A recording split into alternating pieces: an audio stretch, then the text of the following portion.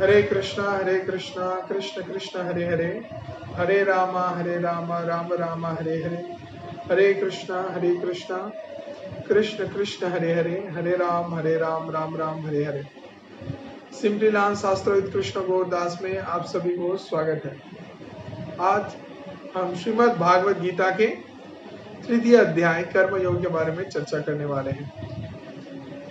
तो चलिए अभी हम श्रीमद् भागवत गीता के इस कर्म योग तत्व के बारे में समझेंगे कि भगवान श्री कृष्ण कर्म योग के बारे में क्या बता रहे हैं। ज्यादातर समाज में बहुत सारे गलत फहमियां फैले हुए हैं इस कर्म मीमांसा तत्व के बारे में, जहाँ पे लोग समझते नहीं है कि क्या उनको करना चाहिए, क्या कर्म नहीं करना चाहिए, कौन सा सही कर्म है, कौन सा उस व्यक्ति के लिए उस समय के लिए सही नहीं है, प्रयोजन नहीं है, क्या करे क्या ना करे। सभी तत्वों के बारे में भगवान श्री कृष्ण अर्जुन को उपदेश प्रदान कर रहे हैं श्रीमद् भागवत गीता में, जहाँ पे हम सभी के जीवन में भी कभी कुछ कठिन परिस्थितियां आ जाती हैं, जहाँ पे हम लोग समझ नहीं पाते हैं कि हमको क्या करना चाहिए।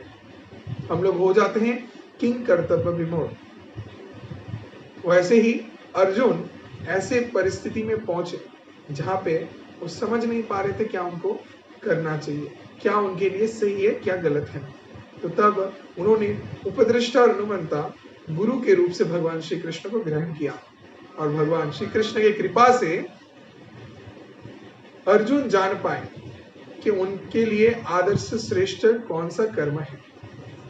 तो चलिए अभी हम लोग जानेंगे कि भागवत गीता के इस तृतीय अध्याय कर्मयोग में भगवान श्री कृष्ण क्या बताते हैं।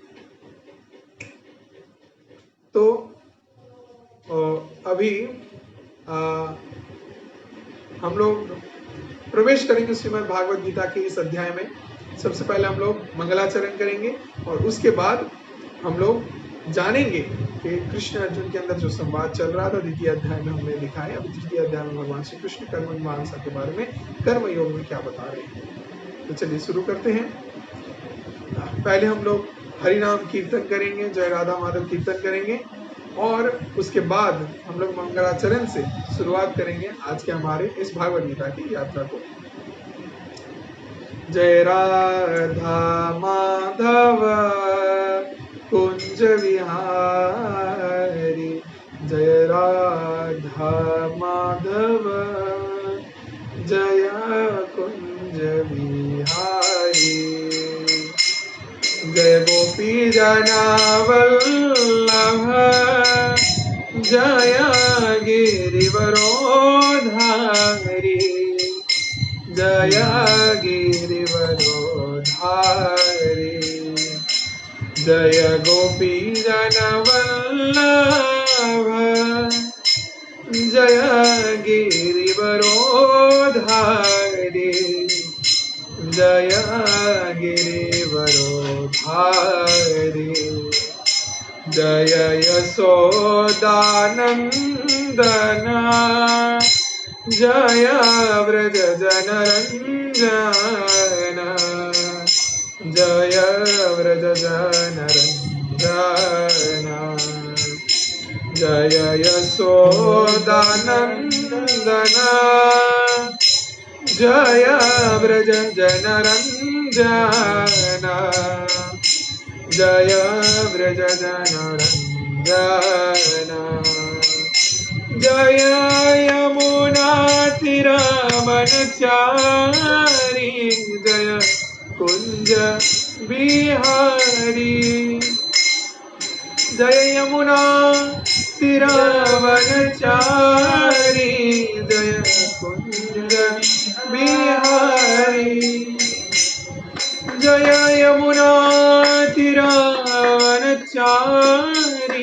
जय कुंज बिहारी, जय यमुना तीरवनचारी, जय कुंज बिहारी, जय राधा माधव जय कुंज बिहारी, जय राधा जय कुंज बिहारी जय गोपी जन वल्लभ जय गिरिवरोधारी जय गिरिवरोधारी जय गोपी जन वल्लभ जय गिरिवरोधारी जय गिरिवरोधारी जय राधा माधव जय कुंज बिहारी जय राधा माधव जय कुंज बिहारी हरे कृष्णा कृष्ण कृष्ण हरे हरे हरे राम राम राम हरे हरे हरे कृष्ण कृष्ण कृष्ण हरे हरे हरे राम राम राम हरे कृष्णा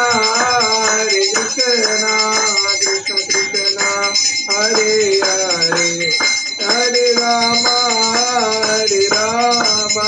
राम राम हरे हरे हरे कृष्णा संडे में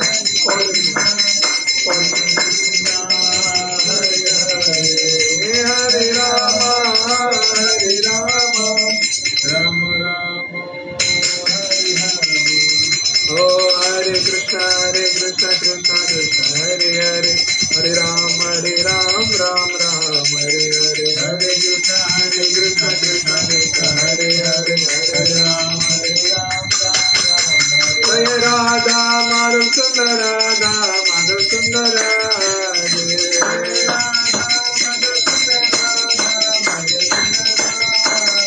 जय पंच तत्व जय पंच तत्व पंच तत्व जय पंच तत्व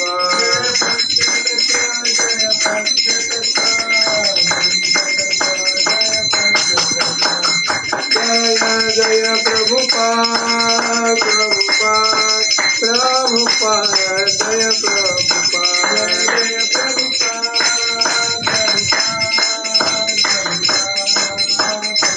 जय जय गुरुदेव गुरुदेव गुरुदेव जय गुरुदेव जय गुरुदेव हरि बोल हरि बोल हरि बोल हरि बोल हरि बोल हरि बोल हरि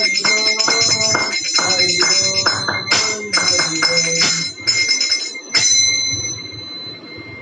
निदाय गौर प्रेमानंदे नमो विष्णुपाद परमहंस प्रभुपादाचार्य शुक्ल श्री मध्वचरणारविंद भक्तिवेदांत स्वामी जगद्गुरु श्री प्रभुपाद देव की हरे कृष्ण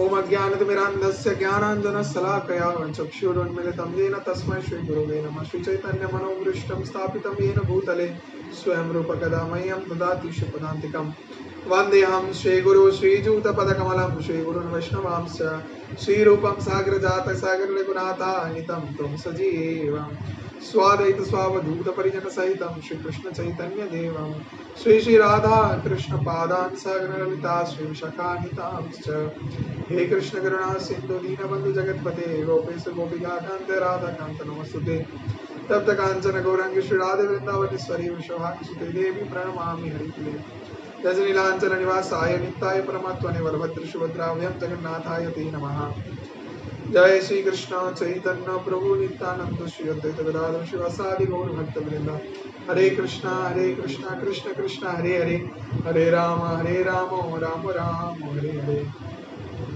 हरे कृष्ण श्रीमद् भागवत गीता तृतीय अध्याय कर्म योग ओम नमः भगवते वासुदेवाय ओम नमः भगवते वासुदेवाय वासुदेवाय। ओम नमो भगवते वासुदेवाय।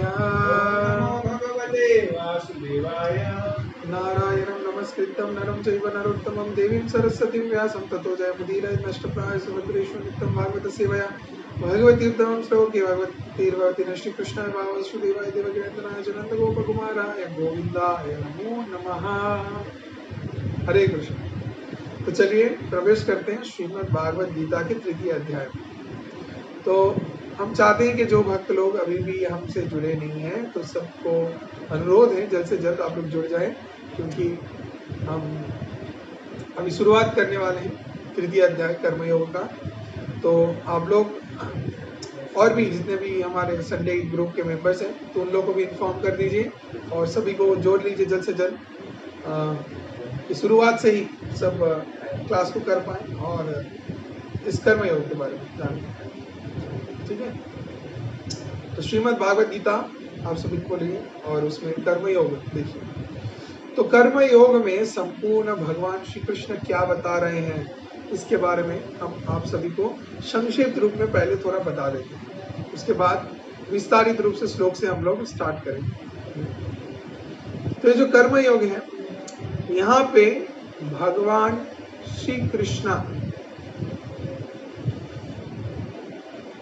और अर्जुन के अंदर जो संवाद चल रहा था, तो अर्जुन भगवान श्री कृष्ण को पूछे थे कि बुद्धि योग श्रेष्ठ होता है,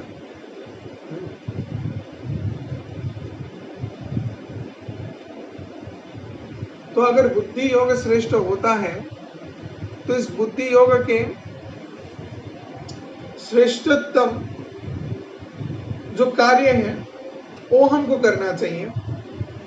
तो उस कार्य को अगर हम करते हैं जिससे मेरा प्रकृत जो उद्देश्य है उसको साधन होगा, तब आप हमको युद्ध करने क्यों बोल रहे हैं? हमको युद्ध नहीं करना चाहिए। तब उत्तर में भगवान श्री कृष्ण बोल रहे हैं कि बिना कर्म किए आप चिंता कर रहे हैं कि आप कर्म के बंधन से बच जाएंगे, ऐसा सोचना ये मूर्खता है। इस जगत में कोई भी ऐसा व्यक्ति नहीं है जो बिना कर्म करके रह जाए। कि कोई कर्म नहीं करेंगे और बिना कर्म करते हम क्या करेंगे कि कर्म के फल में हमको कष्ट भी भोग नहीं करना पड़ेगा, कुछ नहीं करेंगे, चुपचाप बैठे रहेंगे, सिर्फ देखते रहेंगे। ऐसा हम लोग नहीं कर सकते। हम लोगों को कर्म करना है और एक कर्म का जो तत्व है, जो विषय है, भगवान श्री कृष्ण सिखा रहे हैं कि कैसे सर्वोत्तम श्रेष्ठ सभी प्रकार के कार्यों को हम लोग करें, लेकिन कर्म के बंधन में ना पड़े, आसक्ति रहित रहें। इस तत्व को बहुत ही स्पष्ट रूप से भगवान श्री कृष्ण वर्णन कर रहे हैं अर्जुन को। कर्म सभी को करना पड़ेगा, सभी वर्ण में स्थित व्यक्तियों को करना पड़ेगा। क्या ब्रह्मचार्य, गृहस्थ, वानप्रस्थ, संन्यास और क्या क्षत्रिय, ब्राह्मण, वैश्य, शूद्र, कोई भी हो, सभी को कर्म करना है। लेकिन कर्म के जो कर्म फल अर्थात उसका कर्मफल पुण्य भी हो सकता है, उसका कर्मफल पाप भी हो सकता है। इन दोनों तत्वों से कैसे बचे और सर्वोपरि भगवत प्राप्ति हो, श्रेष्ठतम कार्य को प्राप्त करें, उसको करके उसका फल जो सर्वोत्तम श्रेष्ठ होता है भगवान में अर्पण करें। कैसे ये संभव होगा, उस विषय को भगवान श्री कृष्ण यहाँ पे बताते हैं। भगवान श्री कृष्ण बताते हैं कि कर्म को त्याग करना संभव है, ये संभव नहीं है। और जो लोग बाह्य रूप से कर्मों को त्याग किए हैं ऐसा दिखावा करते हैं, लेकिन मन में अगर आसक्ति रह गया तो उसको कभी भी हम लोग प्रकृत त्याग या फिर संन्यास नहीं बोलेंगे। तो सर्वोपरि हम लोग को चेष्टा करना है कर्म करने का, और अंदर से जो आसक्ति है उस विषय के प्रति उसको त्याग करने का, ये होता है प्रकृत वैराग्य, जिसके बारे में भगवान श्री कृष्ण यहाँ पे बता रहे हैं। और फिर यहाँ पे भगवान बता रहे हैं कि कैसे कोई भी कार्य को किया जाता है विष्णु की संतुष्टि है। जो भी कार्य हम लोग करेंगे भगवान की प्रसन्नता के लिए अगर करते हैं तो हम लोग सभी प्रकार के दुख दर्द कष्ट कठिन अवस्था से मुक्त रह सकते हैं। लेकिन अगर हम भगवान की प्रसन्नता छोड़ के सिर्फ अपने स्वेच्छा अनुसार अपने इंद्रियों के तृप्ति को पूर्ण करने हेतु कार्य करते हैं, तब ये हमारे लिए सबसे बड़ा दुख का कारण बनेगा, जो कि वास्तव में हम लोग देखते हैं। आज दुनिया के लोग सिर्फ और इसके पीछे धावित हो रहे हैं। तो इसीलिए हम सभी को सचेतन रहना है, जिसके कारण लोग ज्यादा से ज्यादा मात्रा में कष्ट प्राप्त करते हैं, डिप्रेस्ड रहते हैं, बहुत ज्यादा एंजाइटी हो जाता है, थोड़े थोड़े विषय में ही बहुत ही ज्यादा चिंतित हो जाते हैं, और वही चिंता उस व्यक्ति को अनियत रूप से इतना नेगेटिव कर देता है कि वो कोई पॉजिटिव काम को कर ही नहीं पाता। तो कैसे संभव हो कि इस समस्या का समाधान करें? अब अर्जुन जहां इस देहत तत्व बोध के अंदर प्रवेश करके अपने आत्मीय सज्जन, अपने प्रिय मातुला पौत्रान भात्रान, ससुर, आचार्य देव आदि सबको उपस्थित देख के उस मुहूर्त के लिए इतना चिंतित हो पड़े, इतना विषादग्रस्त हो गए कि वो कते ही अपने श्रेष्ठ स्वधर्मों का पालन करना नहीं चाह रहे थे। सोच रहे थे ये मेरे लिए संभव नहीं है, हम बिल्कुल भी नहीं कर सकते, इससे श्रेष्ठ है हम सब कुछ त्याग कर दें। ऐसा सोच हम लोग के अंदर में भी कभी कभार आता है, जब हम लोग बहुत ज्यादा नेगेटिव हो जाते हैं, जब हमारे चाहे हमारी इच्छा अनुसार कार्य नहीं होता है, if things goes out of the plan, तब हम लोग बहुत ही डिस्टर्ब हो जाते हैं। हम सभी का मन करता है जैसे हम चाहें वैसे ही सब कुछ हो, तब बढ़िया रहे। लेकिन अगर लाइफ ऐसा चलता रहा, सब कुछ परफेक्ट हो जाए, तब आप कभी भी जीवन में कुछ सीख नहीं पाएंगे, आप जानेंगे नहीं कैसे जीवन को जिया जाता है। और सबसे बड़ी बात कि यहाँ पे हम लोग आए हैं किस लिए, हमारा उद्देश्य क्या है। अगर इस जड़ जगत में आए हैं दुखालयम अश्वाश्वतम, इसको शास्त्र में बताया गया है, तो अशाश्वत रूप में यहाँ पे हम लोग दुख प्राप्त करने आए हैं। लेकिन अगर चिंता करते हैं कि यहाँ पे आके हम सुख को प्राप्त करेंगे, तो ये हमारा मूर्खता है और कुछ नहीं। तो इसीलिए अगर हम लोग बुद्धिमान व्यक्ति हैं तो हम लोग क्या करेंगे, अथातो तो ब्रह्म जिज्ञासा, ब्रह्म को भगवान को जानने का प्रयास करेंगे, जिसके माध्यम से सभी प्रकार की चिंताओं से हम लोग मुक्त होंगे। लेकिन इसका अर्थ ये नहीं होता कि प्रभु जी तब क्या सन्यासी बन जाए, तब क्या ब्रह्मचारी बन जाए, घर परिवार छोड़ दें, सब कामकाज छोड़ दें और दिन रात राम नाम रटते रहें। नहीं, ऐसा नहीं है। आप गृहे थाको मोने थाको सदा हरि बोले राको, शास्त्र में बताया गया है, सुखे दुखे भूलो नाको बदने हरि नाम करोड़े। इसका अर्थ होता है कि आप कहीं पर भी रहें, आप जंगल में अर्थात सन्यास लेके रहें, या फिर गृह थाको अर्थात गृहस्थ बन के रहें, कोई भी अवस्था में रहे ना क्यों, आपको भगवान का भगवत भक्ति करना है, यही सर्वोत्तम श्रेष्ठ है।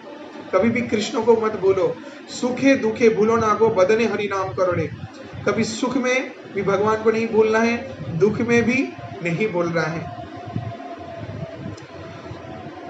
कुछ परिस्थितियां हमारे जीवन में ऐसे आ जाती हैं जहां पे हम लोग इतना सुखी हो जाते हैं, इतना प्रसन्न रहते हैं, इतना खुश रहते हैं, भगवान के भक्ति करना, भक्तों के पास जाना, उनके पास शरणागति और सर्वोपरि भगवान का नाम गुण कीर्तन महिमा कीर्तन करना भूल ही जाते हैं, मन ही नहीं करता, देखते भी नहीं घूम के, एक बार धूप धूना दिया भी भगवान को नहीं दिखाते, भोग भी नहीं लगाते, अपनी इंद्रियों के तृप्ति के लिए व्यस्त रहते हैं सदा सर्वदा।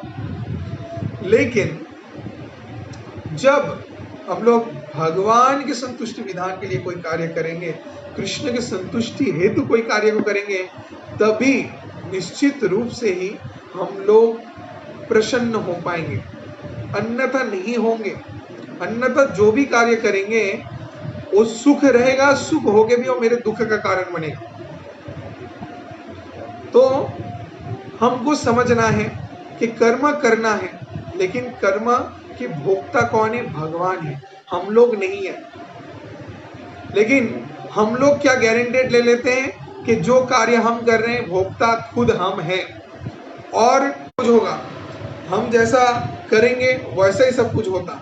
वर्क इज वर्शिप ऐसा लोग मान लेते हैं, लेकिन हम सभी को समझना है कि जैसा हम सोच विचार रखेंगे, जैसा ही हम अपने तरीके से चाहेंगे वैसा नहीं होगा, क्योंकि मूल उपद्रष्टा और अनुमंता है भगवान श्री कृष्ण। शास्त्र में बताया गया है, भागवत गीता में ही बताया गया है, इसी अध्याय में बताया गया है, भोक्ताराम यज्ञ तपसाम सर्वलोक महेश्वरम श्रुरिदम। भगवान सभी जीवों के श्रुरिद है, इसको हमको समझना है और भगवान के भगवत भक्ति को सदा सर्वदा करते रहना है। और जिनको हम लोग प्रकृत रूप से मंगल चाहते हैं उनको भी भगवत भक्ति के लिए उत्साहित करेंगे। अब भगवान श्री कृष्ण अर्जुन को माध्यम करते हुए इसी ज्ञान को हम सभी को प्रदान कर रहे हैं। हालांकि अर्जुन तत्वदृष्टा है, ज्ञानी है, जो खुद सभी प्रकार के शास्त्र के ज्ञान को अध्ययन करके जान चुके हैं, फिर भी निष्कर्ष में आने के बाद में भी वो ऐसा आचरण कर रहे हैं कि कृष्ण उनके माध्यम से हमको ज्ञान प्रदान करेंगे इस हेतु। तो इस कर्म योग में भगवान श्री कृष्ण बता रहे हैं कि जो यज्ञ करते हैं, जो कार्य करेंगे, भोक्ताराम यज्ञ तपसाम सर्वलोक महेश्वरम, सभी इस लोक के महेश्वर हैं हम, और हम हैं मूल भोक्ता और बाकी कोई नहीं। तो साधारण जीव अगर चिंता करता है थोड़ा बहुत कोई कार्य करके कि हम भोक्ता हैं, तब हम लोग मूर्ख हैं। हम लोग कभी भी ऐसा चिंता नहीं करना चाहिए। हम लोग को मानना है कि जो कुछ भी कर्म कर रहे हैं भगवान के द्वारा से, भगवान की कृपा से, और ये फल भी भगवान के लिए और भगवान के शुद्ध भक्तों में अर्पण करेंगे, और कुछ जो बचा रहा उच्छिष्ट वो हमारे परिवार पालन करने के लिए व्यवहार करेंगे। ऐसा सोच विचार रखना है। प्रभुपाद जी इसी शिक्षा को हम सभी को प्रदान करते हैं। अब और भी बताया गया है कि जो पूजा पाठ देवी देवताओं का करते हैं, वो क्यों करते हैं देवी देवताओं का पूजा? जिससे सभी प्रकार के जागतिक फल को प्राप्त कर पाए, अर्थात जागतिक सुख सुविधा को प्राप्त कर पाए।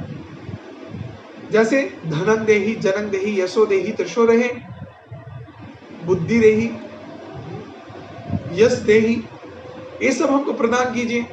इसके लिए माँ दुर्गा का आराधना, काली का आराधना, गणेश जी का आराधना, लक्ष्मी जी का आराधना, विभिन्न प्रकार के, अभी तो कुबेर जी का भी बहुत पूजा होता है, इसलिए धन प्राप्ति करने के लिए। तो लोग कोई भी हद तक जा सकते हैं, कुछ भी कर सकते हैं, किसी का भी पूजा कर सकते हैं। तो भारतवर्ष ऐसा ही एक अद्भुत स्थान है जहाँ पे हर साल नए नए भगवान का सृष्टि होता है, जिनको सो गॉड भगवान बोला जाता है। ये शास्त्र में नहीं है, लोग रोज रोज एक एक करके भगवान बनाते हैं। तो ये जो मनुष्य खुद को भगवान बोलते हैं, ये होता है मूर्खता, दृष्टता। जो प्रकृत गुरु हैं वो शास्त्र का ज्ञान से भगवान श्री कृष्ण को, भगवत तत्व के स्वरूप को प्रतिष्ठा करेंगे, उसी का प्रचार करेंगे। कभी भी खुद को भगवान नहीं बोलेंगे और खुद को भगवान के दास बोलेंगे, यही कर्तव्य है गुरु का। लेकिन वो अगर खुद को भगवान बोलते हैं और भगवान की भगवत भक्ति करने के लिए लोगों को उत्साहित नहीं करते हैं, तब तो ये हो गया मूर्खता। तो ऐसे गुरु के संग को हमको तुरंत ही परित्याग करना चाहिए और कभी भी उनका संग नहीं करना चाहिए। तो भगवान श्री कृष्ण बता रहे हैं कि ये जो देवी देवता से हम लोग को वर मिलता है, ये कहाँ से आ रहा है? ये सब सेंट्रल मालिक, मूल सरकार कौन है? भगवान श्री कृष्ण है। सब कुछ कृष्ण से मिल रहा है। कृष्ण देवी देवताओं को वो शक्तियां प्रदान कर रहे हैं। हम एक साधारण उदाहरण देते हैं आप लोग। जैसे एक गवर्नमेंट है, अब गवर्नमेंट सेंट्रल से मनी सप्लाई कर रहा है फाइनेंस मिनिस्टर को। अब फाइनेंस मिनिस्टर उस पैसे को डिफरेंट डिपार्टमेंट्स में, डिफरेंट जगहों में दे रहा है। वहां से जाके सब सीएम के पास सभी विभिन्न प्रकार के स्टेट डिस्ट्रिक्ट में जा रहा है, डिस्ट्रीब्यूट हो रहा है, और वहां पे उस पैसे को यूटिलाइज करके काम किया जा रहा है, जिसका फल हम सभी को मिल रहा है।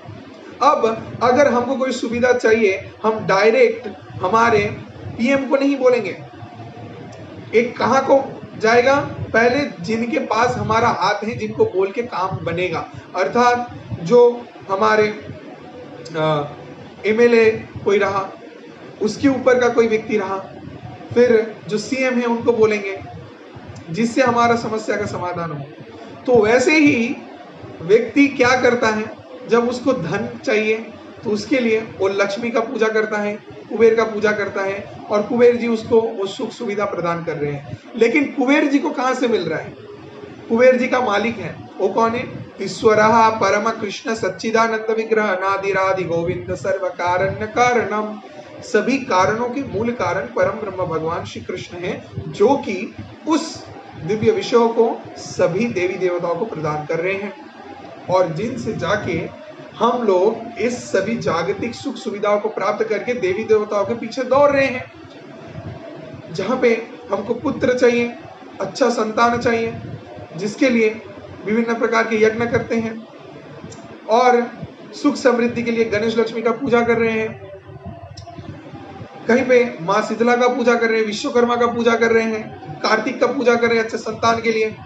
ऐसे विभिन्न प्रकार के देवी देवताओं का हम लोग पूजा करते हैं। शक्ति के लिए हनुमान जी का पूजा कर रहे हैं, समझ रहे हैं? तो ये शक्तियां सब कहां से उन लोगों को मिलती हैं? सब कुछ भगवान से मिलते हैं, भगवान श्री कृष्ण देने। क्योंकि भगवान श्री कृष्ण क्या है? सर ऐश्वर्य पूर्ण भगवान, जिनके पास 64 कला पूर्ण है, वही ये सभी तत्वों को प्रदान कर सकते देवी देवताओं को, और जिनसे जाके हम लोगों को ये चीज मिल रहा है।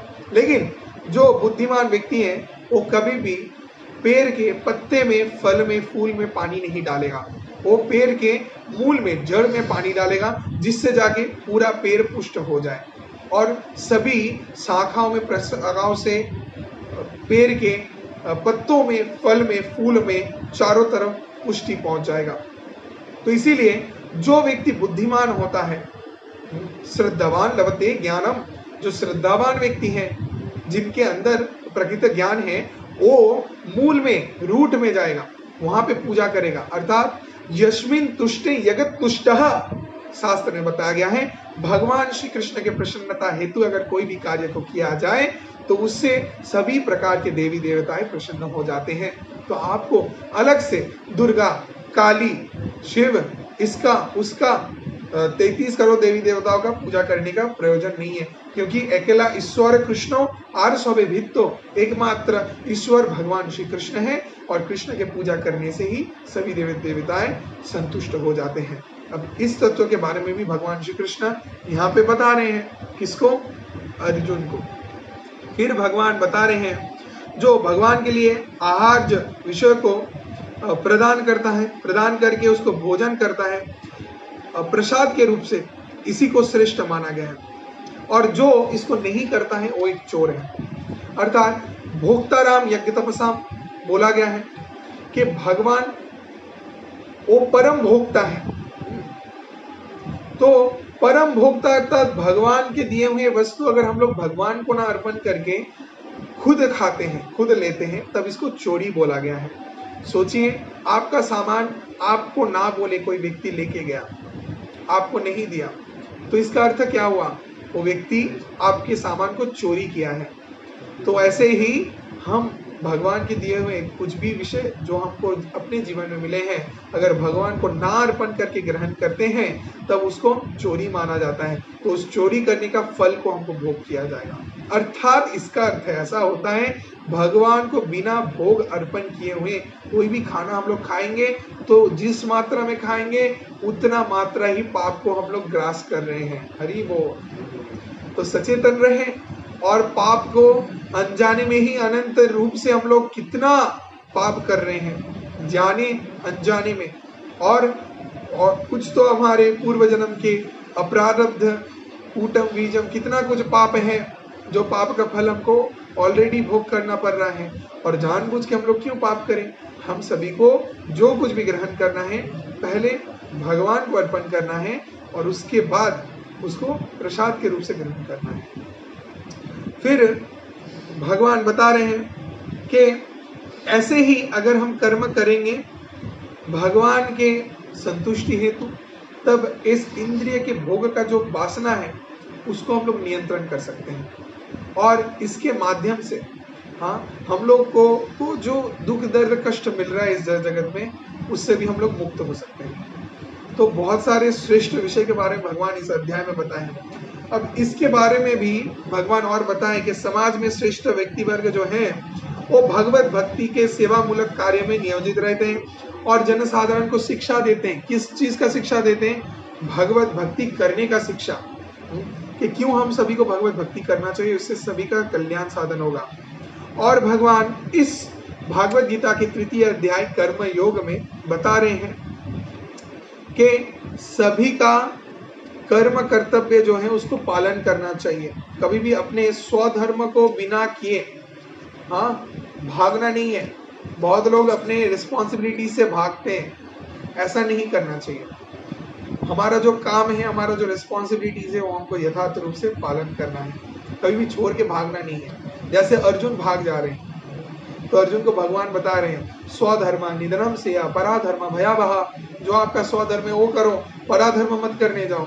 अर्थात ऐसा होता है कि एक क्षत्रिय जो मिलिट्री अभी बॉर्डर में खड़े होकर देश के लिए रक्षा कर रहा है, युद्ध कर रहा है, वो उसका धर्म है। वो अगर वो कर्म को करे उसके लिए उसको मेडल मिलेगा, वो अप्रिशिएटेड होगा। लेकिन आप अगर उसके धर्म को अपना स्वधर्म मान के करने लगे और लोगों को पकड़ के पीटने लगे, शत्रु को मारने के लिए निकल जाए, तब क्या होगा? इससे और भी समस्या बढ़ेगा, समस्या कम नहीं होगा और आपको भी कठिन परिणाम फल को भोग करना पड़ेगा। तो आपका जो कर्तव्य है आपको करना चाहिए।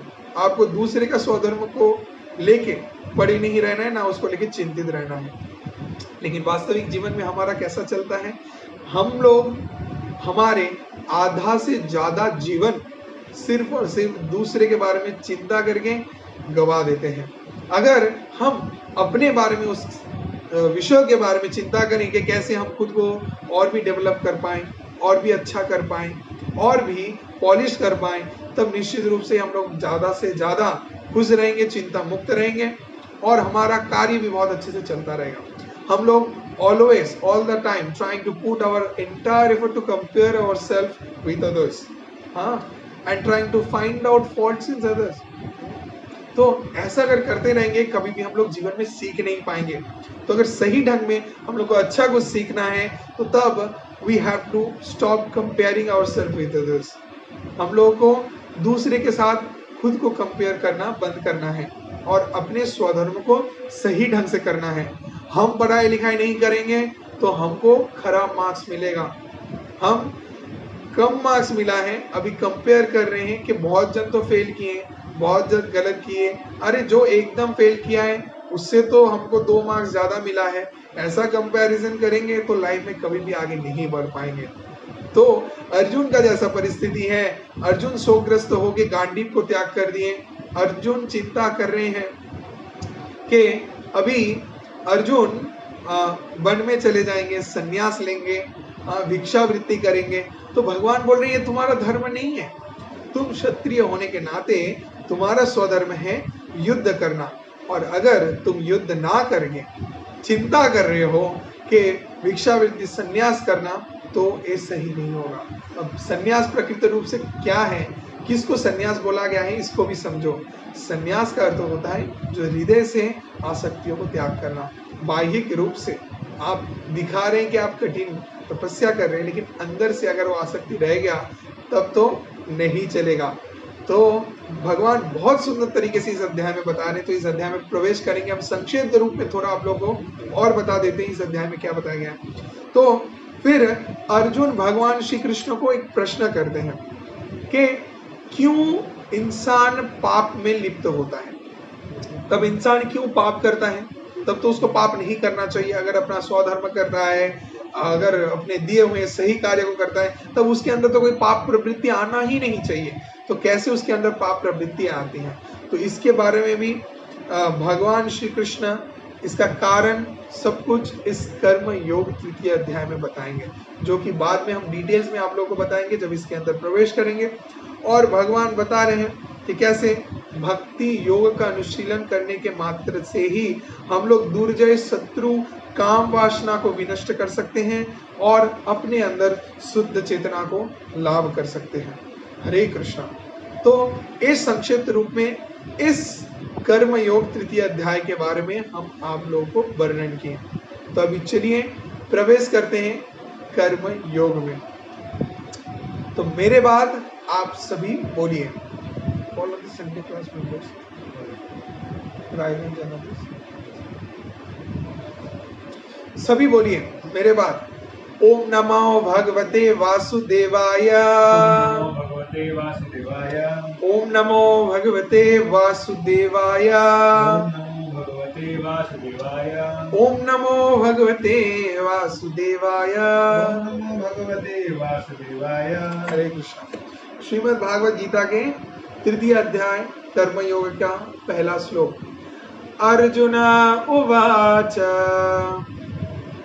जायसी चेत कर्मणस्ते मता बुद्धि जनार्दन तत्किं कर्माणि घोरे मां नियोजयसि केशवा।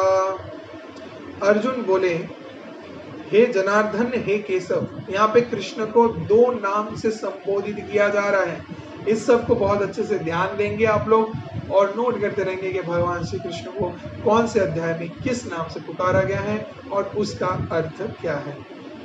हे जनार्दन, जनार्दन कथा का अर्थ होता है कि जो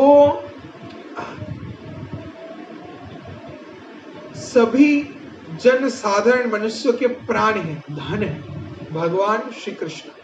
तो यहाँ पे अगर भागवत गीता में देखेंगे ज्यादातर कृष्ण को श्री भगवान बोला गया है, कृष्ण के रूप से कम बताया गया है। हे कृष्णा ऐसा अर्जुन बहुत ही कम बताए हैं। अर्जुन भगवान श्री कृष्ण को श्री भगवान के रूप से प्रतिष्ठा किए हैं। फिर जनार्दन, केशव, माधव, मुकुंद, मधुसूदन, हाँ, विभिन्न प्रकार के ऐसे नामों से आख्यान प्रदान किए हैं, जिसका अर्थ होता है कि भगवान कौन से अवस्था में कौन सा लीला प्रकट किए हैं और जिससे जाके उस माधुर्य को प्रकाशित करने हेतु अर्जुन उस नाम से भगवान को उस वक्त को पुकार रहे हैं। जैसे यहाँ पे भागवत गीता के तृतीय अध्याय में कर्म योग में भगवान को अर्जुन पहले ही बता रहे हैं। अर्जुन उवाच, क्या बता रहे हैं कि जायसी चेत कर्मणस्ते मता बुद्धि जनार्दना। हे जनार्दन अर्थात सभी के प्राणधन, हे कृष्ण, कृष्ण को बोल रहे हैं। कृष्ण को भगवान बोला गया। हम जैसे बोले कि प्रतिष्ठा करते हैं भागवत गीता में कि कृष्ण ही भगवान है और कोई भगवान नहीं है। बाकी जितने भी देवी देवताएं हैं सब कृष्ण के दास हैं, एकमात्र भगवान कृष्ण ही है। तो और यहाँ पे और एक नाम से भी बुलाया गया है, हे केशवा। केशव कथा का अर्थ क्या है? जो केसी हंता, केसी नामक के राक्षस को हत्या किए थे।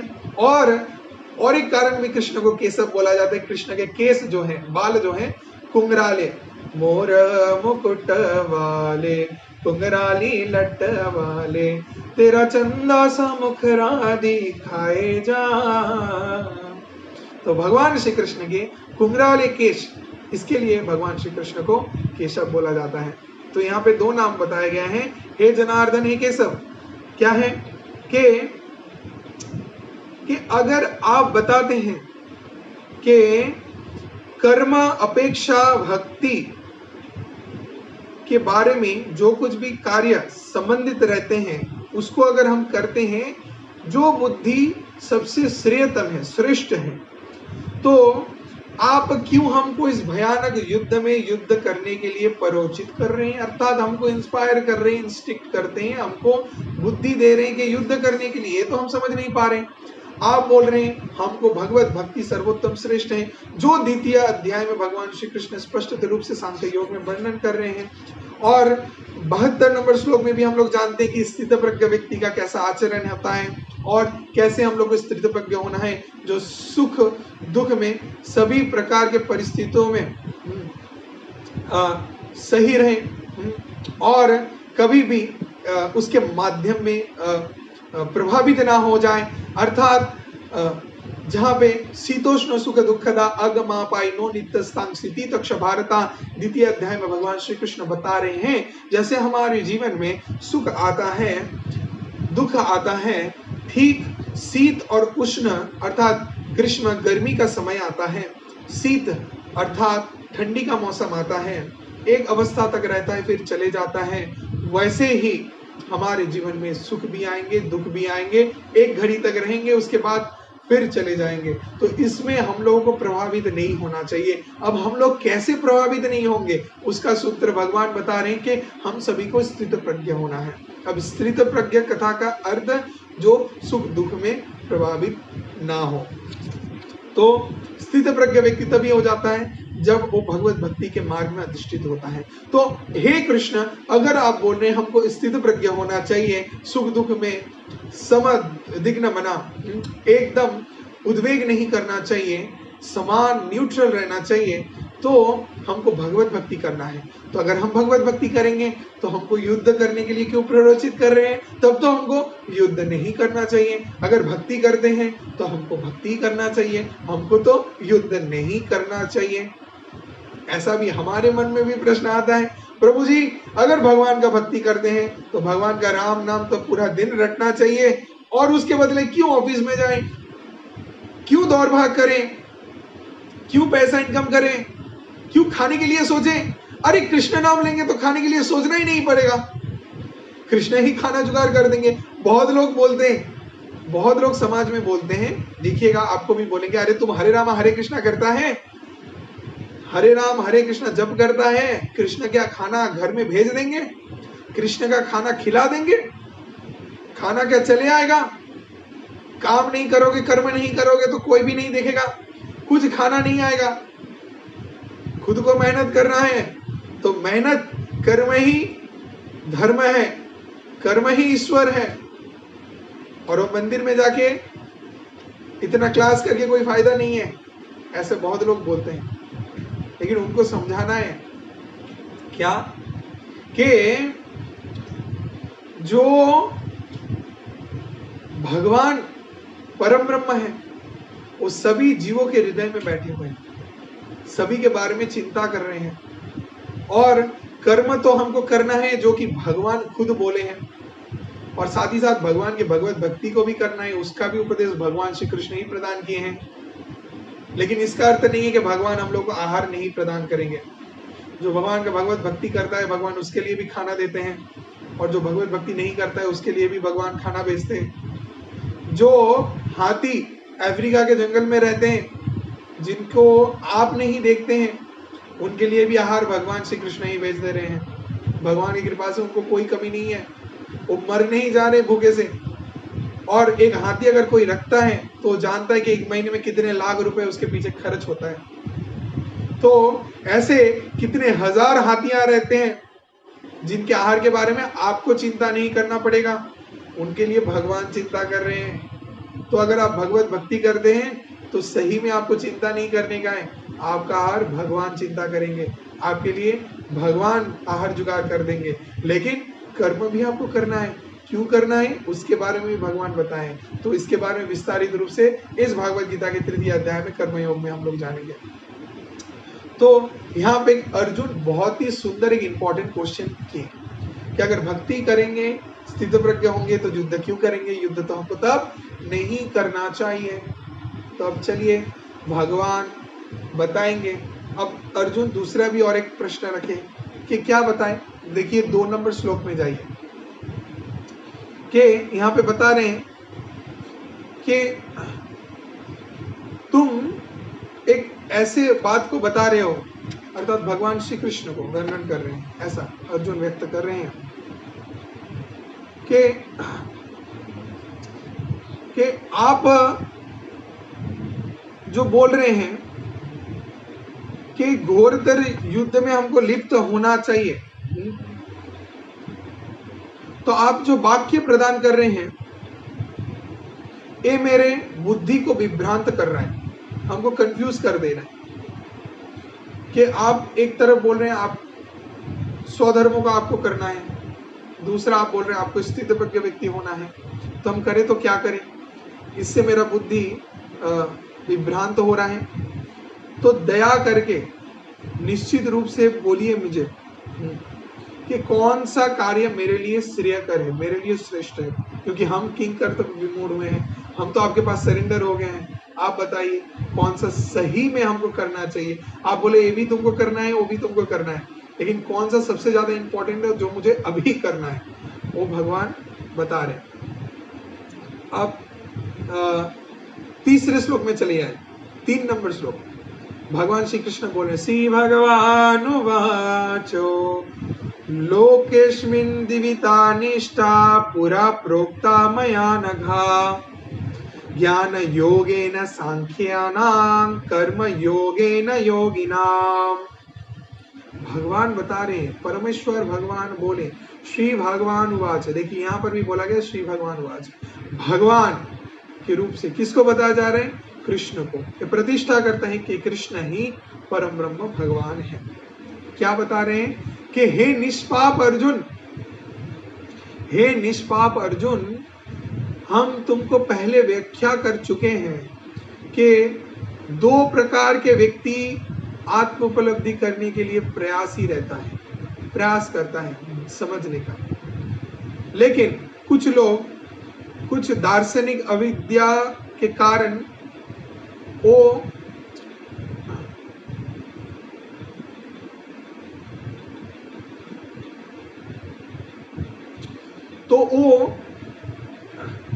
द्वंद्व में पड़ जाते हैं, समझ नहीं पाते। कुछ जागतिक ज्ञान उनको प्रकृत ज्ञान को उपलब्ध करने में बाधा देते हैं। तो भगवान बता रहे हैं कि सिर्फ तुमको कर्म त्याग कर लेने से ही तुम सफल हो जाओगे, ऐसा चिंता मत करो। कि अगर हम देखते हैं कि कोई कार्य करते हैं, कार्य करने से हम उस कार्य के बंधन में फंस जाएंगे, कर्म बंधन में फंस जाएंगे, तो इससे अच्छा है वो कार्य करेंगे ही नहीं। ऐसा करके भागना ये उचित नहीं है, या आप अपने रिस्पॉन्सिबिलिटीज, ड्यूटीज से भाग रहे हैं, एक कायरता है, कापुरुषता है, ऐसा नहीं करना है।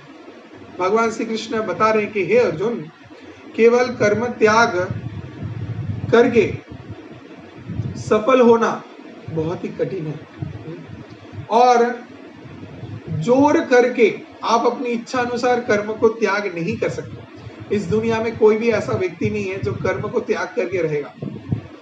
अगर आप चिंता कर लिए कि आज हम कुछ भी नहीं करेंगे, घर बंद करके अकेले बैठे रहेंगे, कुछ ना कुछ तो आप करोगे। जो कार्य आपको बाहर करना था शायद वो कार्य आप नहीं करोगे, जो आपके उस दिन का काम कार्य था वो आप नहीं कर रहे हैं, लेकिन कुछ ना कुछ तो कार्य करोगे जिसके अलावा आप नहीं रह सकते।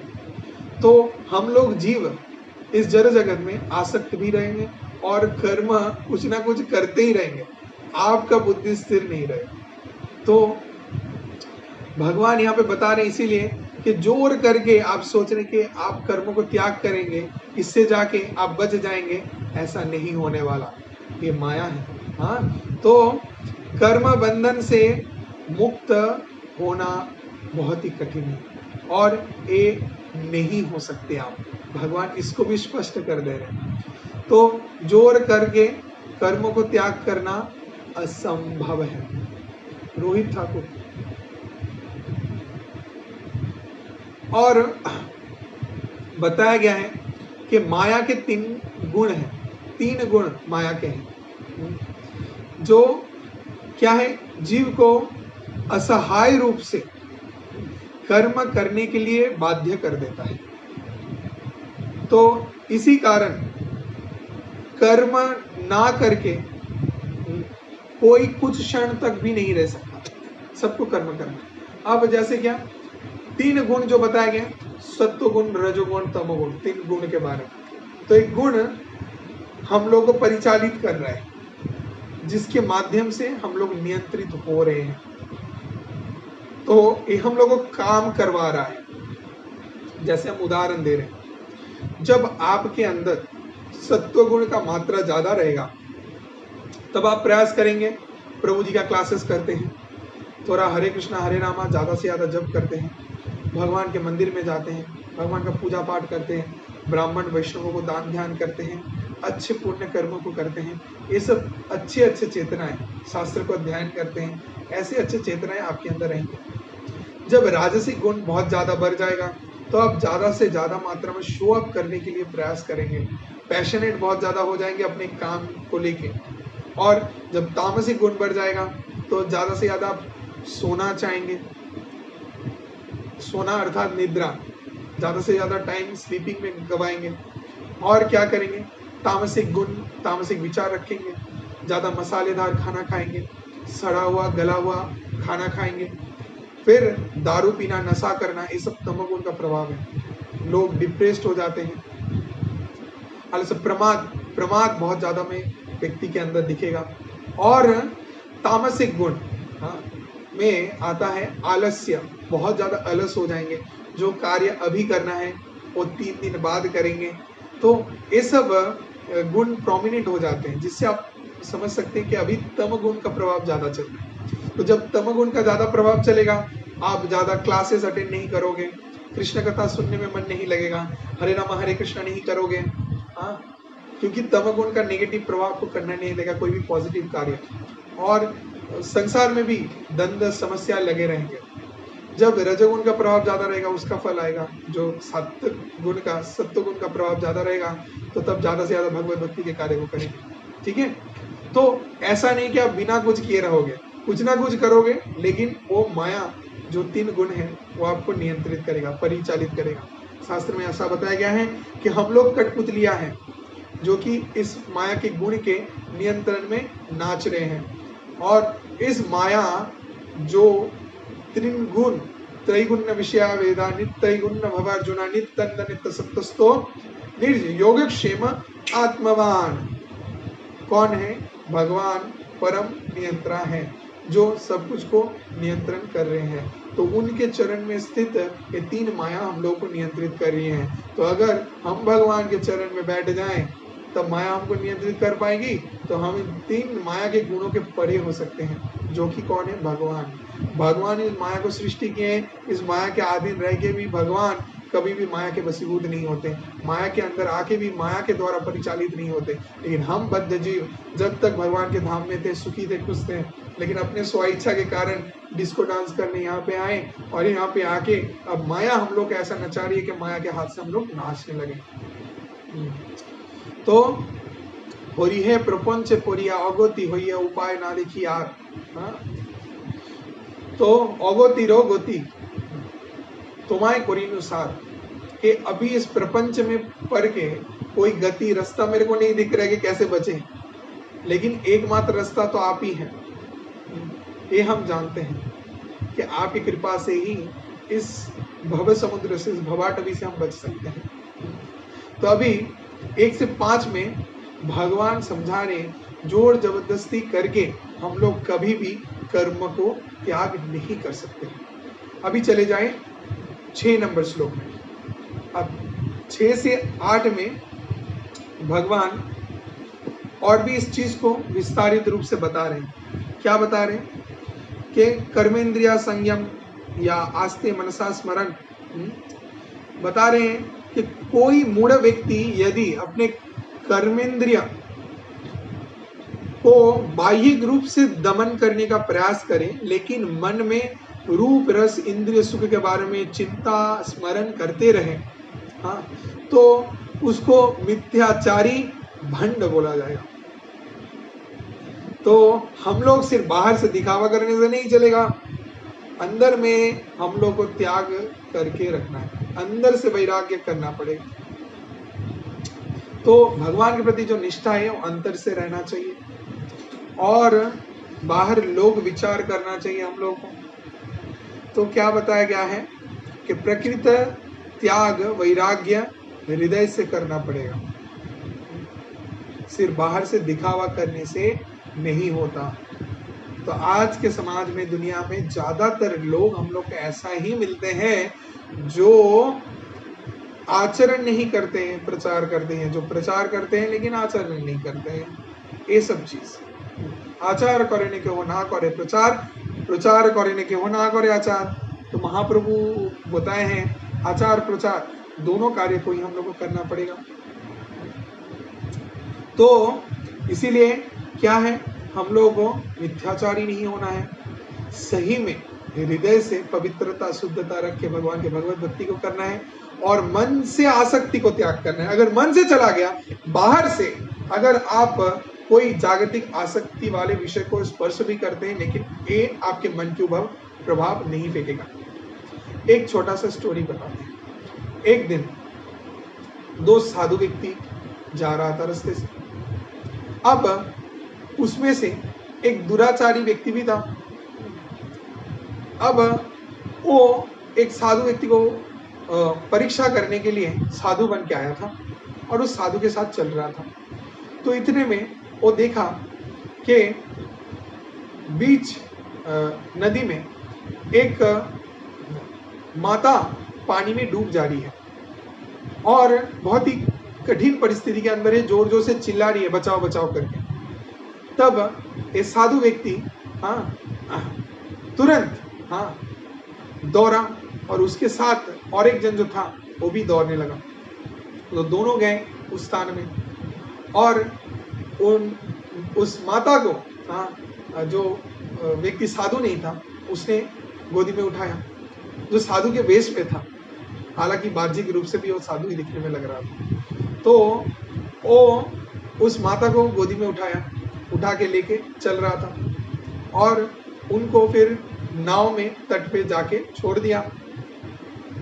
अब फिर दो साधु व्यक्ति जो चल रहे थे वो लोग नदी के उस पार होके चलने लगे। चलते चलते बीच रास्ते में जो साधु प्रकृत महात्मा जैसा थे तो वो वहां पे उपस्थित थे और उनके साथ और एक जन साधु वेश में थे।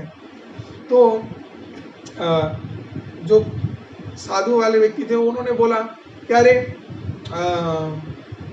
तुम कैसे उस माता को ऐसे गोदी में उठा ली और उनको गोदी में उठा के तुम नदी के इस पार गए, तो तुमको कभी भी ऐसे कोई पराय स्त्री को स्पर्श करके ऐसे नहीं लेके जाना चाहिए था, तो तुमको उसको सिर्फ रास्ता दिखा देना चाहिए, तुम उसको स्पर्श करके कैसे ऐसे लेके जा सकते हो। तब वो साधु महात्मा व्यक्ति को ये वाले दूसरे व्यक्ति ने उत्तर दिया कि देखिए हमने तो उस माता को वहां पे उठाया था, उधर से ही रास्ते में उनको रास्ता दिखा के छोड़ दिया, तो हम उनको स्पर्श किए, उठाए, एक अवस्था तक लेके गए, उसके बाद छोड़ दिए। हमारे मन में तो कोई चिंता नहीं रहा, लेकिन हम लोग इतना रास्ता चल के आ गए, अभी भी आप उस माता को पकड़ के लेके ही चल रहे हैं। कैसे? आपके मन के अंदर। हमने तो सिर्फ बाह्य रूप से उनको स्पर्श करके उठा के छोड़ दिया, प्रयास किया कुछ एहसान अच्छा करने का, लेकिन आप तो उस माता को अपने मन के अंदर ही चिंता करके अभी भी लेके चल रहे हैं। तो इस छोटे से कहानी से ऐसा शिक्षा आता है कि बाह्य सिर्फ कार्य कीजिए, कर्म करने के लिए इतना ही, अब उसको लेके ज्यादा चिंता विचार मत कीजिए। अगर बाह्य चीज को करते हैं और वो बाह्यिक रूप से ही उसको वहां ही छोड़ देते हैं तो ये आपके मन के ऊपर प्रभाव नहीं फेंकेगा। लेकिन बाह्य कार्य तो नहीं किए, लेकिन मन में अगर वो सोच विचार चलता रहा, तब कहीं ना कहीं ये आपकी चेतना से आपके संपूर्ण कार्य में प्रभाव फेंकेगा, जैसे कि उस साधु व्यक्ति का हुआ। तो हम लोगों को खुद को भगवत भक्ति में ऐसा बनाना है कि हम अंदर से वैराग्य को ला पाए, तभी बाहर से भी वो होना संभव होगा। हम लोग सिर्फ बाहर से दिखावा करेंगे, इससे नहीं होता है। अब श्रीला प्रभुपाद इस प्रसंग में क्या बताए हैं? श्रीला प्रभुपाद को एक समय कुछ भारतीय ब्राह्मण वर्ग प्रश्न किए थे कि प्रभुपाद आप तो एक सन्यासी हैं, आप कैसे सन्यासी हैं कि एक सन्यासी तो भिक्षुक होता है, उसके पास धन संपत्ति कुछ नहीं रहता, और आप तो इस्कॉन के प्रतिष्ठाता आचार्य हैं, फाउंडर आचार्य हैं, आपके पास इतना धन संपत्ति है और आप फ्लाइट्स में, प्लेन में चढ़ते हैं और देश दुनिया में परिभ्रमण करते हैं, तो आप कैसे सन्यासी हुए? आप तो सन्यास धर्म को अलग रूप से ही दिखा रहे हैं। तो शीला प्रभुपाद तब उत्तर दिए थे कि अभी कलयुग है, अभी माया इतना प्रभावशाली, इतना शक्तिशाली हो गया है, इतने देश, इतने स्थानों में इतना द्रुत पहुंच रहा है कि जिनको पकड़ने के लिए और वहां पे कृष्ण भक्ति का प्रचार करने के लिए हमको प्लेन में जाना पड़ता है, हमको ज्यादा से ज्यादा प्रसाद खिलाना पड़ रहा है, हमको प्रचार कार्य को और भी विस्तार करने के लिए ज्यादा मात्रा में धन संपत्ति को भक्तों से दान लेके उसको प्रचार में, भक्तों की सेवा में ही नियोजित करना पड़ रहा है। तो इसीलिए प्रभुपाद हम सभी को शिक्षा दी है युक्त वैराग्य। ये अगर वैराग्य करना है, प्रकृत वैराग्य कैसे होगा? जब जो कुछ भी हमारे जीवन में हमको मिले हैं उसको तुरंत ही सब कुछ त्याग कर देंगे बाह्य रूप से, लेकिन मन में आसक्ति रहेगा, ऐसा होने से नहीं चलेगा। मन से उस आसक्ति को त्याग किया जा सकता है तभी जब जो कुछ भी भगवान की कृपा से आपको मिला है उसको भगवान की सेवा में आप लगा रहे हैं, तभी ये संभव होगा। जो भी मिला है भगवान की सेवा में लगाएं, वैष्णवों की सेवा में लगाएं, साधु गुरु के सेवा में लगाएं, तब जाके आपके मन में उस विषय के प्रति आसक्ति नहीं रहेगा। अगर आप बाह्य रूप से भी उसको स्पर्श करते हैं, देखते हैं, फिर भी ये आपके चेतना में प्रभाव नहीं फेंकेगा। तो प्रभुपाद ने प्रचार किया, ये हमारा धर्म है, हम लोग को सबको प्रचार करना है। हम लोग से पुरुष लोगों को ही प्रचार नहीं कर सकते, माताजियों को भी उद्धार करना है, माताजियों को भी प्रचार करेंगे, लेकिन एक साधु, एक ब्रह्मचारी के लिए माताजियों को प्रचार करना निषेध है, ऐसा नहीं है।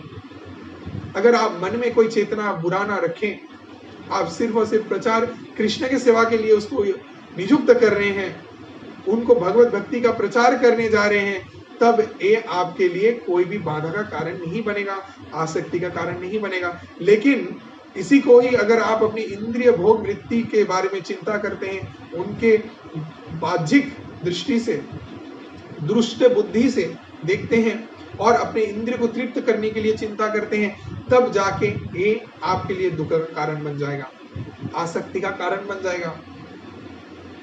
तो इसीलिए खुद को ऐसा बनाना है कि अंदर से बिल्कुल भी आसक्ति ना रहे, और बाह्य रूप से अगर वो विषय भी मिले आपको कहीं ना कहीं, तो उसका प्रभाव, आसक्ति आपके अंदर नहीं पड़ेगा। जो गृहस्थ है उसको गृहस्थ धर्म करना है, लेकिन गृहस्थ संसार में पत्नी, माता पिता, बच्चे संसार को लेके पड़ा रहे, तो तब भगवत प्राप्ति नहीं होगा। अल्टीमेटली चिंता करना है, कृष्ण के संतुष्टि हेतु कार्य कर रहे हैं, कृष्ण ने जो कुछ भी दिया है चल रहा है, उसके प्रति ज्यादा आसक्त नहीं होने का। मन से अगर वैराग्य रहा तो बाह्यिक में बहुत ही स्वाभाविक तरीके से आ जाएगा, लेकिन मन में आसक्ति है, बाह्यिक रूप से त्याग करने का प्रयास कर रहे हैं, बहुत ही कठिन होगा। तो इसीलिए जो लोग वेजिटेरियन है, वेरी गुड। जो लोग वेजिटेरियन नहीं है, मन से त्याग करने का प्रयास करें। हम अपने प्रचार कार्य में यही चीज करते हैं, हम कभी भी किसी को फोर्स नहीं करते कि कल से आपको वेजिटेरियन हो जाना पड़ेगा, आप मेरा क्लास कर रहेंगे तो, और मेरे साथ जुड़े रहेंगे तो। मेरे साथ रहते रहते, क्लास करते करते नेचुरली लोग छोड़ देते हैं, लोग वेजिटेरियन बन जाते हैं, तो वो उनके मन का विषय है, मन से वो त्याग करते हैं। अगर मन में आसक्ति ना रहा, बाह्यिक भी कोई आपको देगा, आपका आसक्ति नहीं रहेगा। अगर बाह्य कोई चीज को भी आप देखेंगे, आपके मन में भी आसक्ति नहीं जन्मेगा। ये बहुत ही जरूरी है। तो इस चीज को अपनाएं, इस टेक्निक को अपनाएं जो भगवान श्री कृष्ण अर्जुन को यहाँ पे बता रहे हैं। This is very very very important. अगर इसके ऊपर हम बोलते रहे और भी 2-3 घंटे हम बोलते रहेंगे, इतना इंपॉर्टेंट चीज है। तो अभी और भी आगे बढ़ते हैं, मे भी हम बाद में और भी डिटेल्स में आप लोग को इसके बारे में बताएंगे। भगवान श्री कृष्ण 6 से 8 नंबर श्लोक में और भी बता रहे, 7 नंबर श्लोक में चले जाएं। भगवान श्री कृष्ण बता रहे, जो व्यक्ति अपने इंद्रियों को संयत करके अनासक्त होके कर्म करता है, वैसा व्यक्ति श्रेष्ठ कहलाता है। तो अगर आप खुद को श्रेष्ठ मानना चाहते हैं, श्रेष्ठ प्रतिष्ठा करना चाहते, तब कार्य करो लेकिन अनासक्त होके। हम लोग जो कुछ भी काम करते हैं, समस्या यहाँ पे आते हैं, पहले आसक्ति रखते हैं। पहले ही चिंता करते थे काम करेंगे, काम करके मेरा क्या फायदा होगा, हमको क्या लाभ है, ये चिंता करते करके फिर काम करते हैं। तो जो हमारे लिए सबसे बड़ा बंधन बन जाता है, समस्या का कारण बन जाता है। हम लोग को कर्म करना है फल का आशा ना करके, और फल भगवान को अर्पण करना है, इसको चिंता करके। तो निरासक्त रह के काम करेंगे, कर्म करेंगे, तो ये श्रेष्ठ माना गया है, भगवान श्री कृष्ण बोल रहे हैं। तो भगवान बोल रहे हैं, अतएव 8 नंबर श्लोक में चले जाएं। भगवान श्री कृष्ण बोल रहे हैं, अतएव अर्जुन तुम शास्त्र विधि कर्म अनुष्ठान करो, कारण कर्म त्याग करके, हाँ, ऐसे तुम आसक्तियों से रहित नहीं रह सकते। तो यहाँ पे भगवान श्री कृष्ण इस 6 से 8 नंबर में सभी को, गृहस्थों को, सन्यासी को, ब्रह्मचारी को, सभी को शिक्षा दे रहे हैं कि जो बाहर से वेशधारी है, सिर्फ बाहर से वेशधारी होने से नहीं चलेगा, अंदर से हमारे हृदय में उस ब्रह्म ज्ञान को प्रज्वलित करना है।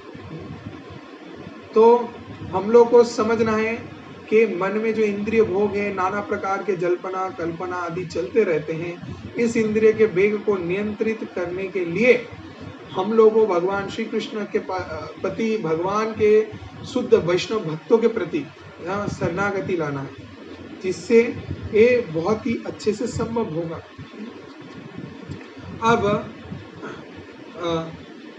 जहाँ पे मानव जो चेतना है, जो 3 गुण के बारे में हम बताएं, उसके बारे में 8 नंबर में भी और भी थोड़ा ऐसा दिया गया है, प्रभुपाद थोड़ा एक्सप्लेन करते हैं कि सत्व गुण जो है, मूड ऑफ गुडनेस, उसमें बताया गया है सुचिता। जो सात्विक व्यक्ति रहेगा उसके अंदर सुचिता रहेगा, वो शुद्ध पवित्र रहने का प्रयास करेगा, अर्थात क्लीनिनेस उसके अंदर बहुत अच्छे से रहेगा। फिर धार्मिकता, वो व्यक्ति बहुत ही धार्मिक रहेगा। जो व्यक्ति सात्विक रहता है उसके अंदर बहुत अच्छे अच्छे धार्मिक गुण रहते हैं, वो धर्म करता है, धर्म के पथ में चलता है, लोगों का मंगल करता है और सहिष्णु होता है। फिर जो व्यक्ति सत्व गुण में रहता है उसके अंदर सदाचार रहता है। अच्छा, one thing I want to mention, जो भी पॉइंट्स हम बोल रहे हैं आप लोग नोट करते रहें। क्लास में आप लोग जो कुछ भी सुन रहे हैं अच्छे से नोट करते रहें, और इस क्लास को रिकॉर्ड करें, जिसको बारंबार आप लोग सुने और इसको सीखें, ये जरूरी है।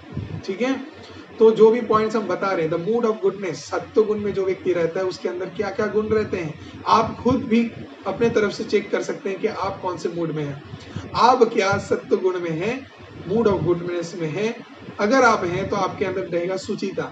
आप धुले हुए कपड़े पहनोगे, हर समय नहाओगे, अच्छे से फ्रेश रहोगे, सुबह में मंगल आरती के लिए उठोगे, भगवान का दर्शन करोगे, आपका दिन का शुरुआत होगा भगवान के पूजा पाठ करके, ना कि कोई बाह्य दूसरा बाह्यिक दुराचार काम, अप्रासंगिक अधर्म को करके, धार्मिक कार्य को करके। फिर धार्मिकता आपके अंदर, रिलीजियसनेस बहुत ज्यादा अच्छे से रहेगा, धर्म के कर्म को करोगे, लोगों को खिलाते हैं, दान ध्यान। अभी जैसा कोविड-19 का समय चल रहा है, जो लोग कोविड इन्फेक्टेड हैं, फैमिलीज हैं, तो उन लोगों को आप लोग खिलाएं, उनको हेल्प करें, उनको मेडिसिन प्रोवाइड करें, जैसे भी हो अपने तरफ से। बहुत बड़ा स्केल में कुछ ना कर पाए, छोटा बहुत कुछ स्टेप्स आप लोग लीजिए। आप लोग ग्रुप्स बना के डिफरेंट जगहों में जाके हेल्प कीजिए। आप लोग यूथ हैं जो मेरे साथ कनेक्टेड हैं, this is my message to all of you कि आप लोग जगह जगह जाएं, लोगों को हेल्प करें। अगर ग्रुप में नहीं जा पा रहे तो अकेले जाएं, जाके लोगों को दान कीजिए, उनको आहार प्रदान कीजिए। हाँ, पौष्टिक चीज जो न्यूट्रिशियस फूड है ऐसा कुछ दीजिए उनको, कृष्ण प्रसाद दीजिए, जो कुछ भी देंगे पहले कृष्ण को अर्पण कीजिए, फिर लोगों को प्रदान कीजिए। हाँ, ये मंगल कार्य, सामाजिक कार्य है, भक्तों को करना चाहिए, धार्मिक कार्य है। हाँ, लोगों को हेल्प कीजिए अभी। फिर सदाचार, जो मूड ऑफ गुडनेस में रहेगा, सत्व गुण में रहेगा, उसके अंदर बहुत अच्छे अच्छे सदाचार रहेंगे। और तपस्या, हाँ, जो सत्व गुण में रहता है वो तपस्या करता है, अर्थात ऑस्टेरिटीज पालन करता है, बहुत अच्छे अच्छे तपस्या को कर सकता है। समय में उठना, समय में खाना, समय में सब कार्य को करना।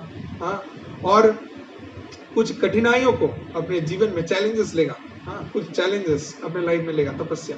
फिर आध्यात्म ज्ञान के लिए आग्रह प्रकट करेगा, ये होता है सत्वगुण। अब अभी आप लोग जो मेरे साथ जुड़े हैं, मेरे क्लास को कर रहे हैं, सब मूड ऑफ गुडनेस में है। हरि बोल। तो clap for all of our devotees. Hari बोल। जो लोग मेरे साथ जुड़े हैं अभी, जो लोग नहीं जुड़े हैं सब तामसिक हैं, सब तमगुण में हैं और सब ज्यादा से ज्यादा सोड़े हैं। जो लोग क्लास अटेंड नहीं करते हैं सब तमगुण के अंदर हैं और उस तमगुण का प्रभाव उनके ऊपर नहीं, उनके परिवार के ऊपर भी पड़ रहा है और जिसके कारण उनके लाइफ में फेलियर है। जो लोग ऑलरेडी कोमा में चले गए एंजाइटी के कारण, जिसके लिए अभी क्लास में मेरा ज्वाइन नहीं कर पाए। I know this reason. हाँ, और जिनका फोन कॉल्स भी नहीं आता है और जिनको फोन में भी नहीं मिलते हैं, क्यों? क्योंकि वो लोग सब अभी कोमा के अंदर है, कोमा में चले गए, पैरालाइज्ड हो गए। क्यों? क्योंकि तमगुण का प्रभाव उनको ऐसा बना दिया है। और जो लोग सत्य गुण में हैं सभी अभी बैठ के मेरे साथ आराम से भागवत गीता के क्लास को सुन रहे हैं। तो सभी के लिए जोर से हरि बोल, जय। तो ज्ञान को प्राप्त करने के लिए आग्रह प्रकट करेगा व्यक्ति। जो लोग भी सात्विक रहेंगे वो लोग ज्ञान को प्राप्त करने के लिए आग्रह दिखाएंगे, अर्थात भगवान को जानने का प्रयास करेंगे, अर्थात तो ब्रह्म जिज्ञासा, ब्रह्म को जानने का प्रयास करेंगे। अब मूड ऑफ पैशन, जो लोग रजोगुण के अंदर हैं उनके अंदर क्या क्या गुण रहेगा, तो चलिए ये भी चेक कर लेते हैं। रजोगुण के अंदर जो व्यक्ति रहेगा वो होगा प्रबल। प्रबल अर्थात दौड़ेगा, सिर्फ दौड़ रहा है बहुत ही तेजी होगा, तेजी, जिद्दी इंसान। लेकिन किस बात का जिद? कुछ अच्छा करने के लिए नहीं, बेकार काम करने के लिए। तो जिससे वो जीवन में व्यर्थता को प्राप्त करेगा, ऐसे काम के लिए पैशनेट रहता है। प्रबल, जिसको बोलते हैं पैशनेट, इंग्लिश में पैशनेट, बहुत ही पैशनेट रहता है। हाँ, जो मूड ऑफ पैशन में रजोगुण में आता है। फिर आता है कर्मोद्यम, बार बार कर्म करने के लिए एकदम दौड़ेगा, सिर्फ काम के पीछे दिन रात, गधे, कुत्ते, बिल्ली के जैसे लगा पड़ा रहेगा। हाँ, तो जैसे कुत्ता दौड़ता है दौड़ में, एक्चुअली ये हम नहीं बता रहे, भागवतम में बताया गया है। नारद मुनि सनकादि ऋषि को वर्णन कर रहे हैं जो कि उच्चतम ज्ञानी है। हाँ, तो स्वविडवरः, वहां पे बहुत सुंदर एक श्लोक आता है जहां पे बता रहे हैं कि लोग आहार के लिए कुत्ते के जैसे द्वार में दौड़ रहे हैं, जीवा निकालते। ऐसे लोग दौड़ रहे हैं, उनको कहीं पे कुछ एक काम मिल जाए, कहीं पे खाने का जुगाड़ हो जाए, कुछ हो जाए, सिर्फ काम के पीछे दौड़ रहे हैं, भगवान के भगवत भक्ति के लिए चिंता ही नहीं करते हैं। तो ऐसा आपको नहीं करना चाहिए। दिन रात सिर्फ काम के पीछे दौड़ेंगे, उससे स्ट्रेस ही बढ़ेगा, चिंता ही बढ़ेगा, सुखी नहीं हो पाएंगे। सुखी होने का मूल मंत्र है काम कीजिए, साथ साथ भगवत भक्ति कीजिए, ये आपको आनंद प्रदान करेगा। और क्या बताया गया है? धन यश लाभ के लिए प्रबल तृष्णा। तो जो लोग रजोगुण में रहते हैं उनके अंदर क्या है?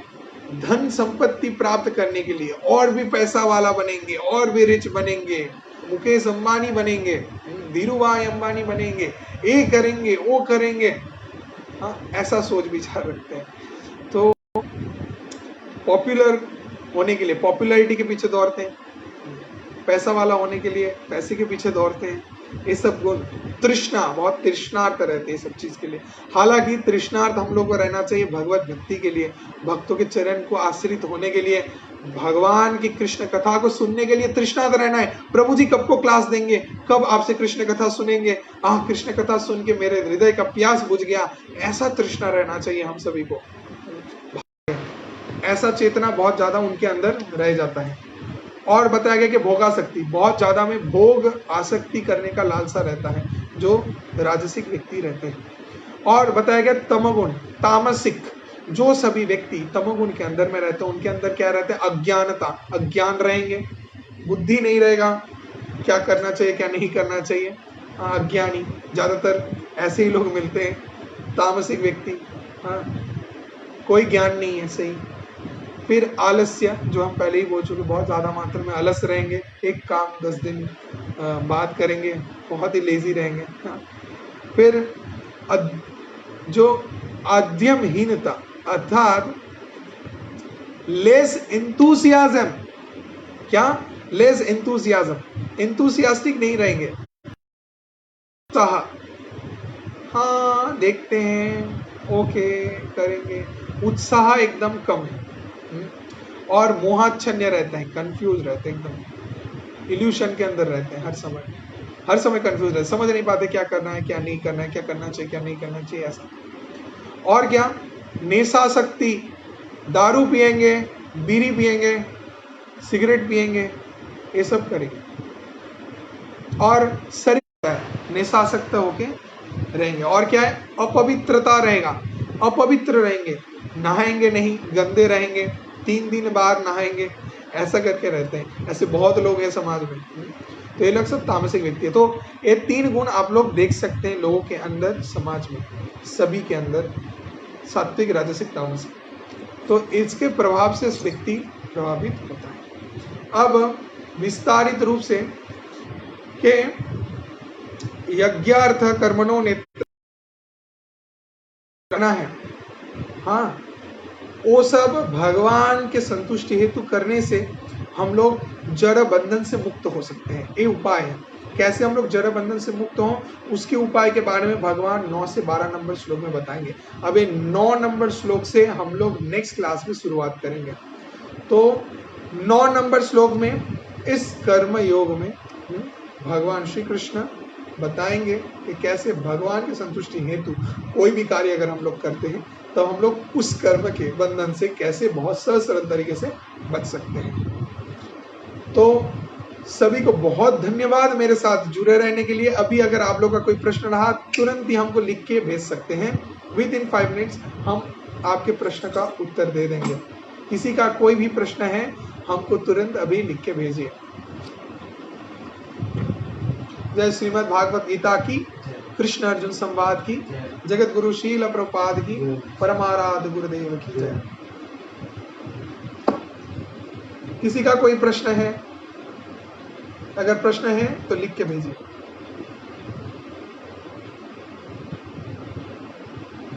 हरे कृष्णा कृष्ण कृष्ण हरे हरे, हरे रामा राम राम हरे हरे, हरे कृष्णा कृष्ण कृष्ण हरे हरे, हरे रामा राम राम हरे हरे। ओके, अभी तक तो कोई प्रश्न नहीं आ रहा है, तो किसी का शायद कोई प्रश्न नहीं है, तो शायद आप लोग समझ पाए जो भी आप लोग का आज चर्चा हुआ, जिस विषय में हम चर्चा की, कर्मयोग भागवत गीता की 3य अध्याय में बहुत ही संक्षिप्त रूप में बहुत सुंदर जो शिक्षाएं भगवान श्री कृष्ण अर्जुन को प्रदान कर रहे हैं, हम प्रयास किया आप लोगों को वर्णन करने का। और इस अध्याय को बहुत अच्छे से पढ़ते रहें और ऐसे ही मेरे साथ जुड़े रहें, और भी इंटरेस्टिंग क्लासेस लेके हम आएंगे आप लोगों के पास। जब भी समय मिले हम प्रयास रखेंगे आप लोगों को बताने का, और जब भी आप लोगों के पास लिंक जाए, डिटेल्स पहुंचे क्लास में ज्वाइन करने का, तुरंत ही ज्वाइन कर लीजिए। एक्सपेक्ट मत कीजिए कि आप लोगों को कॉल करके इन्वाइट किया जाएगा, कार्ड भेजा जाएगा आपके एड्रेस में। जब भी आप लोगों के व्हाट्सएप ग्रुप में लिंक भेजा गया हो, तुरंत ही लिंक में क्लिक करके क्लास में ज्वाइन हो जाना है, कहीं पर भी आप रहे ना क्यों। तब आप इस कठिन महामारी से, जो अवस्था से देश दुनिया गुजर रहा है, आप परम शांति को घर में रह के प्राप्त कर सकते हैं, सिर्फ और सिर्फ कृष्ण कथा सुन के। सिर्फ अपना ही मंगल नहीं, और भी 10 जन का मंगल कर सकते हैं इस क्लास को सुन के, इस शिक्षा को प्रचार करके, और इसको ज्यादा मात्रा में अपने दोस्त, अपने ग्रुप्स में शेयर करके।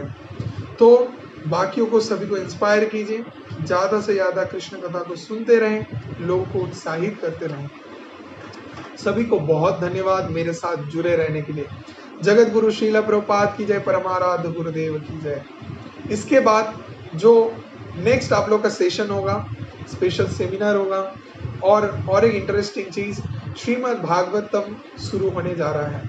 श्रीमद् भागवतम जो कि सर्वोपरि है, भगवान श्री कृष्ण के सभी सृष्टि तत्व लीलाएं से पूर्ण समन्वित है।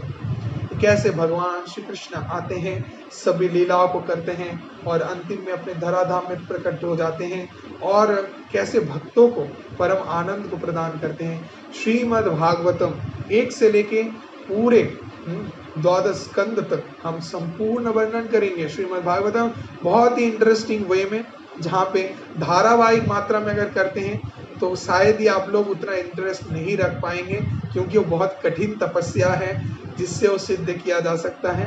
अभी कोरोना की इस परिस्थिति में ज्यादातर लोग बहुत ही रेस्टलेस हो चुके हैं, तो लोग कैसे श्रीमद् भागवतम के इस रसमाल्यम को, शिक्षा को सुंदर तरीके से ग्रहण कर पाए, सहज सरल तरीके से ग्रहण कर पाए, इसका एक छोटा सा प्रयास हम शुरुआत करने वाले हैं। श्रीमद् भागवतम का प्रतिदिन शाम को श्रीमद् भागवतम का क्लास होगा, जहाँ पे पहला स्कंद से लेके 12वें स्कंद तक संपूर्ण भागवतम होगा और हम शुरुआत करेंगे और प्रयास करेंगे स्टोरी फॉर्म में ऐसे आप लोगों को बताने का कि संपूर्ण भागवतम आप लोग पूरा मेमोराइज करके याद रख पाए। तो ये तो भगवान की कृपा से ही संभव होगा। आप सभी भगवान से, शिला प्रभुपाद से, गुरु महाराज से प्रार्थना कीजिए, तभी यह असंभव कार्य भी संभव हो सकता है और हम प्रतिदिन आप लोगों को एटलीस्ट 1 घंटे के लिए श्रीमद् भागवतम के इस दिव्य ज्ञान को प्रदान कर सकते हैं। इसके लिए आप लोगों को मेरे साथ जुड़े रहना है और जो कुछ भी आप लोग सुनेंगे अच्छे से आप लोग को नोट करने रहना है, क्योंकि ये 1 टाइम प्रोग्राम होगा, एकदम खास श्रीमद् भागवतम का क्लास होगा, जो कि बहुत दुर्लभ है और इस तरीके से भागवतम का क्लास नहीं होता है जो हम शुरुआत करने का प्रकल्प ले रहे हैं, सिद्धांत ले रहे हैं। तो श्रीमद् भागवतम जो कि भगवान श्री कृष्ण पूर्ण लीलाओं में समन्वित है, उस लीलाओं को हम लोग प्रदर्शित करेंगे, प्रयास रखेंगे उसके बारे में वर्णन करने का, आप लोगों को सिखाने का। तो चलिए, सभी को बहुत धन्यवाद मेरे साथ जुड़े रहने के लिए। किसी का अभी तक तो कोई प्रश्न नहीं आया, तो हम आशा रखते हैं कि आप सभी बहुत अच्छे तरीके से भागवत गीता के इस 3य अध्याय कर्मयोगों को समझ पाएं और इसका और भी विस्तारित ज्ञान को हम वर्णन करेंगे 9 नंबर श्लोक से नेक्स्ट संडे को। तो सभी मेरे साथ ऐसे ही जुड़े रहें और जब भी क्लास करने को मिले तुरंत ही ज्वाइन कर लें। सभी को बहुत धन्यवाद। हरे कृष्णा।